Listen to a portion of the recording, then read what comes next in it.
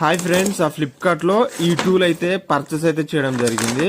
మనకి plumbing work లో భాగంగా యూజ్ అవుతుంది అనేసి ప్లాస్టిక్ వాటర్ ట్యాంకులకి హోల్ పెడడానికి 1 ఇంచ్ కానివ్వండి 3/4 అలానే ఇంచుంబావు వాటి కోసం హోల్ పెడడానికి ఇదైతే తీసుకోవడం జరిగింది. దీంతో అయితే మనం చాలా సింపుల్ గా అయితే హోల్స్ అయితే వేయొచ్చు ప్లాస్టిక్ ట్యాంకులకి. ఫ్రెండ్స్, దీని యొక్క కాస్ట్ అనేది మనకి 200 ఏమో పడింది. 200 బిలోనైతే పడింది, 150 కావచ్చు. నేను ఫుల్ వీడియో అయితే చేసిన, అది మన మెయిన్ ఛానల్లో అయితే ఉంటుంది, ఒకసారి అయితే వెళ్ళైతే చూడండి.